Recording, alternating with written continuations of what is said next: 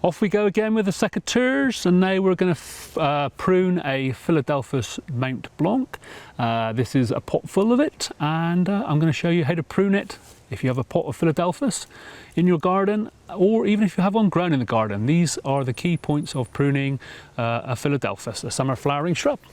What we want to do is we want to take off the dead wood that we see here. These are the old finished flowering shoots. So we're removing these all the time. We don't need these. Take them back as far as you can.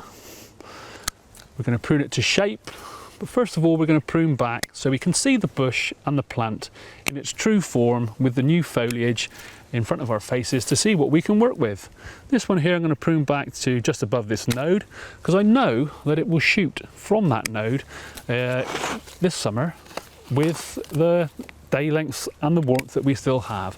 So every pruning incision I'm making is above the node. We've got two growing shoots on either side, and that will be beneficial for the plant to grow. I'm going to prune those two off like that, and I'm going to remove this label at the same time. Bear with me a moment. I'm just going to get this back to shape, and then we're going to have another look at it. And by pruning, you understand your plant. You can see what it's doing. You can see how it grows. And only by pruning and caring for your plants in this manner can you really understand what they're all about and how you can help them flourish next year. We're nearly there now for our initial prune to get things tidied up. All of these old flowering shoots are coming off. We want to encourage new shoots to come for next year. Still a few more on there. Very floriferous plant, Mount Blanc, and it's a nice addition to your garden. And there we are. Don't be afraid of a few bare stems. They will hopefully shoot in the coming weeks and months. There we are. That's a pruned Philadelphus Mount Blanc.